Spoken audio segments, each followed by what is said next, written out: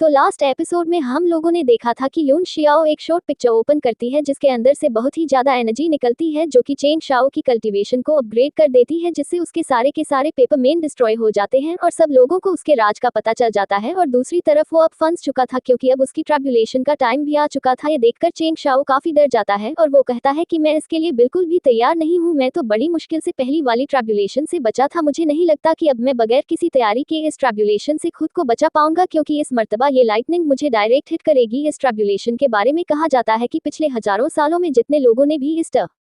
Tribulation को face किया है उनमें से सिर्फ एक पर लोग ही बच पाए हैं और मुझे लगता है कि अब मेरा मरने का टाइम भी आ गया है। ये कहते ही वह फौरन से अपने इमोर्टल फ्लावर को बाहर निकालता है और कहता है कि चाहे कुछ भी हो जाए अब इसे फेस तो करना ही होगा। मगर इतने में वो देखता है कि यून शियाओ वो भी उसकी हेल्प करने के लिए तैयार हो जाती है और कहती है कि ब्रदर तुम घबराओ मत, मैं तुम्हें ज्यादा इंजर्ड होने नहीं दूंगी। और दूसरी तरफ चेंग शाओ कहता है कि मेरी किस्मत वाकई में बहुत ही अच्छी है कि मैं यून शियाओ से मिल पाया हूँ, पर अभी तक मैं इस लड़की को पूरी तरह से नहीं जान पाया। इतने में अचानक वो लाइटनिंग जैसे ही नीचे आने लगती है तो चेंग शाओ कहता है कि वो लाइटनिंग आने वाली है, तुम पीछे हट जाओ। ये कहते ही वो एक पावरफुल शील्ड बनाकर उस लाइटनिंग को रोकने की कोशिश करता है जिसमें उसे बहुत ही ज्यादा जोर लगाना पड़ता है, मगर जैसे तैसे करके वो उस ट्रिब्यूलेशन लाइटनिंग को रोकने में कामयाब हो जाता है और इसमें उसे काफी इंजरी भी होती है जिसकी वजह से उसके मुंह से भी खून निकल आता है। और इससे पहले कि वो दोबारा से बैरियर बनाता यून शियाओ उसे कहती है कि मुझे तुम्हारी हेल्प करने दो, जब तक मैं यहाँ मौजूद हूँ तुम्हें डरने की जरूरत नहीं है। ये कहते ही वो फौरन से उन लाइटनिंग क्लाउड्स की तरफ चली जाती है और जैसे ही उन क्लाउड से दोबारा से लाइटनिंग नीचे आती है तो यून शियाओ फौरन से वहां पर एक बहुत बड़ी फॉर्मेशन एक्टिवेट कर देती है और जैसे ही वो अपनी पावर्स को एक्टिवेट करती है तो हमें दिखाया जाता है कि उसके पास एक बहुत बड़ा लोट्स आ जाता है। उस लोट्स को देखकर चेंग शाओ कहता है कि अच्छा तो यह है दुनिया का सबसे खतरनाक वेपन, ये वेपन तो गॉड्स को भी खत्म कर सकता है। ये फ्लावर पूरी तरह से यिन एंड यांग एनर्जी से भरा हुआ है, इसकी पावर 12 गोल्डन इमोटस के बराबर है। और दूसरी तरफ हमें यून शियाओ को दिखाया जाता है जैसे ही वो लाइटनिंग उसके पास आती है तो वो उस लाइटनिंग को पकड़कर अपने आसपास मूव कराना शुरू कर देती है, जिस पर चेंग शाओ कहता है कि सीनियर सिस्टर का बहुत बहुत शुक्रिया। ये कहकर वो फौरन से अपने उस इमोर्टल फ्लावर को बाहर निकालता है तो यून शियाओ उस सारी की सारी लाइटनिंग को उसके फ्लावर की तरफ ट्रांसफर कर देती है और चेंग शाओ उस एनर्जी को आहिस्ता आहिस्ता अब्जॉर्ब करना शुरू करता है। मगर इतने में अचानक उस लोट्स का एक पत्ता टूट जाता है जिस पर चेंग शाओ को भी बहुत ही ज्यादा दर्द होता है। ये देखकर सीनियर यून शियाओ उसकी दोबारा से हेल्प करती है और उस लाइटनिंग को फिर से रोक देती है, मगर चेंग शाओ कहता है कि मैं इसे फिर से ट्राई करूंगा और इस मर्तबा वो एक जॉइंट शॉट के साथ उस लाइटनिंग को काउंटर करने की कोशिश करता है जिसकी वजह से उसके फ्लावर का एक और पत्ता टूट जाता है। और दूसरी तरफ यून शियाओ जब उसकी हालत देखती है तो वो उस लाइटनिंग की पावर्स को और भी ज्यादा कम कर देती है और नीचे चेंग शाओ कहता है कि इस ट्रिब्यूलेशन से बच पाना बहुत ही मुश्किल है, मेरे 3 लिफ्ट टूट चुके हैं। और दोबारा से जब वो लाइटनिंग उसकी तरफ आती है तो उसे आकर डायरेक्ट हिट करती है और हमें दिखाया जाता है कि यून शियाओ उस लाइटनिंग पावर को आहिस्ता आहिस्ता अपने उस लोट्स के अंदर एब्जॉर्ब कर लेती है। ये देखकर चेंग शाओ हैरान भी हो जाता है और वो लोट्स उस एनर्जी को पूरी तरह से एब्जॉर्ब करके पूरी तरह से क्लोज हो जाता है, जिसके बाद अगले सीन में हमें दिखाया जाता है कि वो दोनों ही एक दूसरे के पास एक जगह बैठे हुए होते हैं और चेंग शाओ कहता है कि यह खेल खत्म हो गया है, सच में यून शियाओ ने मुझे बहुत बड़ी फेवर दी है, मेरे ऊपर से वो कॉज एंड इफेक्ट पूरी तरह से हट गया है, इसलिए मुझे अब किसी से भी डरने की कोई जरूरत नहीं और अब वैसे भी मेरी कल्टीवेशन पूरी तरह से रिस्टोर हो चुकी है तो मुझे जल्द से जल्द सेक्ट वापस जाकर अपनी सिचुएशन को कंट्रोल करना होगा। ये कहने के बाद हम देखते हैं कि वो फौरन से दुश्मन पीक आ जाता है और आते साथ ही सेक्ट मास्टर के आगे झुक जाता है और कहता है कि मास्टर मैं किसी जरूरी काम से बाहर गया था इसलिए मैंने अपने पीछे एक पेपरमैन छोड़ा था, उम्मीद है कि उसने आपको डिस्टर्ब नहीं किया होगा। तो सेक्ट मास्टर कहता है कि तुम एक पेपरमैन को यहाँ पर छोड़कर खुद कहीं दूर प्रैक्टिस करने के लिए चले गए थे, आखिर तुमने ये सब कुछ कैसे सीखा है? तुम्हारे पेपरमैन सच में इतने लाजवाब हैं कि वो किसी से भी नहीं पहचाने गए। ये सुनते ही चेंग शाओ फौरन से लॉर्ड शू वांडू का दिया हुआ जेड टोकन बाहर निकालता है और वो सेक्ट मास्टर उस जब टोकन को देखता है तो वो भी हैरान हो जाता है और वो कहता है कि ये लड़का टाई किंग सेजेस शू का डिसिपल है। जिसके बाद वो चेंग शाओ से कहता है कि तुम घबराओ मत, तुम्हारे सीक्रेट के बारे में मैं किसी को भी नहीं बताऊंगा। ये सुनकर चेंग शाओ बहुत खुश होता है और वो कहता है कि फाइनली लॉर्ड शू वांडू का दिया हुआ टोकन किसी काम तो आया, मैंने सोचा नहीं था कि मैं इस टोकन की मदद से सुप्रीम सेक्ट मास्टर को भी बेवकूफ बना दूंगा। मगर फिर वो शुआन की तरफ देखते हुए कहता है कि ये लड़की ये दिल की बहुत ही नाजुक है, इसे मैं कैसे समझाऊं, ऐसा लग रहा है कि जैसे इसे मेरे बारे में जानकर बहुत ही बड़ा सदमा हुआ है। इतने में अचानक शुआन उसकी तरफ एक मैसेज ट्रांसफर करती है जिस पर चेंग शाओ कहता है कि ये अचानक से मुझे मैसेज क्यों कर रही है, जिसके बाद शुआन उसे टेलीपैथी के जरिए कहती है कि सीनियर ब्रदर जब हमारी बैटल डेमन डेमन सेक्ट के साथ हुई थी, तो उस वक्त 2 ऐसे डेसेपल हमारे सेक्ट में आए थे जो कि हमारी तरफ से लड़ते हुए अपनी सोल्स को भी सेक्रीफाइस कर गए थे। मैंने उन दोनों वॉरियर्स को बहुत ही गौर से देखा था, वो बिल्कुल तुम्हारे पेपरमैन की तरह ही थे। ये सुनकर चेंग शाओ और भी ज्यादा परेशान हो जाता है और कहता है कि लगता है कि शायद इसे भी पता चल गया है। और फिर शुआन उससे कहती है कि मैं जानती हूँ वो पेपरमैन तुमने ही वहां पर भेजे थे, तुम हमारी हेल्प करना चाहते थे। तो चेंग शाओ कहता है कि मैं अभी बहुत ज्यादा थक चुका हूँ। तो शुआन कहती है चलो फिर ठीक है, तुम जाकर आराम करो। ये सुनकर परली चेंग शाओ काफी घबरा जाता है और वो कहता है कि यह इतना अजीब तरीके से रिएक्ट क्यों कर रही है। और दूसरी तरफ शुआन कहती है कि मैंने सोचा था कि मैं बहुत ही ज्यादा हार्ड प्रैक्टिस करती हूँ, मुझे लगा था कि मैं हार्ड प्रैक्टिस करके एक दिन चेंग शाओ के बराबर आ जाऊंगी, मगर मैंने कभी सोचा भी नहीं था कि चेंग शाओ हमेशा से मुझसे 2 कदम आगे था। उसने हमेशा बैकफुट पर रहकर मुझे प्रोटेक्ट किया है। सच में सीनियर ब्रदर आज से मेरे लिए एक रोल मॉडल बन गया है, अब से मैं सिर्फ उसी को ही फॉलो करूंगी। और दूसरी तरफ चेंग शाओ दिल ही दिल में कह रहा होता है कि लगता है कि अब मेरे मरने का टाइम आ गया है, सबको मेरी आइडेंटिटी के बारे में पता चल गया है। वो हर किसी की तरह मुस्कुरा कर देख रहा होता है और सब लोग उसे अजीब नजरों से देख रहे थे। और फिर वो कहता है कि अब मैं करूं तो क्या करूं, सबको मेरी आइडेंटिटी के बारे में पता चल गया है, तो अब मैं फ्यूचर में अपने पेपरमैन को किस तरह यूज करूंगा। और अगले सीन में हमें साउथ सी के ड्रैगन क्लान को दिखाया जाता है, जहां पे ड्रैगन किंग कहता है कि आखिर उन सेक्ट की हिम्मत कैसे हुई, वो लोग हमारे सीआई पर कब्जा करना चाहते हैं। मगर वहां खड़ा हुआ एक जनरल कहता है कि हम लोगों ने पहले ही अपनी आर्मी को सीआई को प्रोटेक्ट करने के लिए भेज दिया है। मगर फिर आओ ये कहता है कि मुझे ऐसा लग रहा है कि जैसे वेस्टर्न सेक्ट का कोई ना कोई बंदा हमारी आर्मी में जरूर है, जो कि हमारी सारी इन्फॉर्मेशन उन लोगों तक पहुंचा रहा है, वरना उन लोगों को हमारे सीआई के बारे में कैसे पता चलता। ये सुनकर ड्रैगन किंग गुस्से में आ जाता है और कहता है कि जल्दी से सभी ड्रैगन क्लान के लीडर्स को बुलाओ और उनके साथ मीटिंग फिक्स करो, हम लोगों को मिलकर एक फैसला करना होगा। वो सीआई हमारे लिए बहुत ही खास है और उसे हम सबको मिलकर प्रोटेक्ट करना है। ये सुनकर वो जनरल कहता है कि आपने बहुत ही अच्छा फैसला किया है, एक मर्तबा ड्रैगन क्लान के सारे किंग्स एक जगह मिल जाएं तो वो लोग एक साथ मिलकर एक ऐसी फॉर्मेशन बना सकते हैं जो कि उस सीआई को पूरी तरह से कवर कर लेगी और उसके बाद शी फैंटाउज्म का कोई भी बंदा उसे टच तक नहीं कर पाएगा। और फिर ड्रैगन किंग आओ से कहता है कि जितना जल्दी हो सके साउथ सी के किंग्स को इनवाइट करो, आखिर उन लोगों की हिम्मत कैसे हुई हम लोगों पर इस तरह हमला करने की। और अगले सीन में हमें दोबारा से चेंग शाओ को दिखाया जाता है, वो कहता है कि मैंने सोचा भी नहीं था कि एम्परर होंगटिन की स्वॉर्ड इंटेंशंस को इस पेंटिंग के अंदर डाला गया होगा। और दूसरी तरफ डेमन क्वीन को भी पता चल जाता है कि चेंग शाओ को बैक करने के लिए अब इमॉर्टल सैक भी उसके बैक पे आ गया है और मुझे क्लियर दिखाई दे रहा है कि एम्परर टोंग टियान वो भी उसे बैक कर रहा है। ये सारे के सारे सेजेस सी गॉड को यूज करते हुए शी फैंटाउज्म की सारी जानकारी निकाल रहे हैं। सच में मैंने कभी सोचा भी नहीं था कि ये सारे गॉड्स इतना बड़ा खेल खेल रहे होंगे, मगर क्या हो अगर मैं भी इस सी गॉड को अपने मकसद के लिए यूज करूं। वो कहती है कि सी गॉड तुमने मुझे बेइज्जत किया था, अब मैं तुम्हें पूरी तरह से बर्बाद करूंगी या फिर मैं अब तुम्हारी जगह लूंगी। यह कहने के बाद एक मॉस्किटो चेंग शाओ के पास जाता है, तो चेंग शाओ उसे आता देखकर कहता है कि मॉस्किटो टाउज्म क्या हुआ, इतना जल्दी तुमने कोई इन्फॉर्मेशन हासिल कर ली है क्या। तो डेमन क्वीन मॉस्किटो के जरिए उससे कहती है कि सेकंड सेज ने अपना एक सेंट मिसाइल मेरे पास भेजा था, वो लोग फोर्सी एरिया में किसी से हमला करवाने वाले हैं। ये सुनकर चेंग शाओ कहता है कि वो कौन होगा जो वहां पे हमला करेगा। तो डेमन क्वीन कहती है कि वो शख्स बिल्कुल मेरी तरह है, मगर मुझे ये समझ में नहीं आता कि आखिर सेकंड सेज ने उस बंदे को अपना डेसेपल क्यों बना लिया है। हो सकता है कि शायद उसके पास अच्छी खासी मेरिट हो, उसे क्रिस्टल सिकार्ड के नाम से पुकारा जाता है। ये सुनकर ली चेंग शाओ हैरान हो जाता है और वो कहता है कि ये बंदा तो अपनी पास्ट लाइफ में ब्रदर यू हुआ करता था, आखिर इन लोगों का प्लान क्या है। तो डेमन क्वीन कहती है पूरी दुनिया पर कब्जा करना। ये कहने के साथ ही सीन यहीं पे कट हो जाता है। अगले सीन में हमें दोबारा से साउथ सी में दिखाया जाता है कि एक सी वॉरियर रात के टाइम पे पहरा दे रहा होता है कि इतने में अचानक उसकी नजर आओ पर पड़ती है, तो वो उसके आगे आकर झुक जाता है। तो आओ ही फौरन से अपने स्वॉर्ड निकालकर उसके बॉडी में घुसा देता है, जिससे उसका काम वही तमाम हो जाता है। और फिर आओ वहां से जाता है तो कुछ और वॉरियर्स उसे देखते हैं और वो लोग भागते हुए वहां पर आते हैं, तो वो देखते हैं कि वहां पर उनका एक सी वॉरियर मरा हुआ है। ये देखते ही वो लोग खबर को फौरन से ड्रैगन किंग तक पहुंचा देते हैं और उसी के साथ ये एपिसोड यहीं पे ही एंड हो जाता है।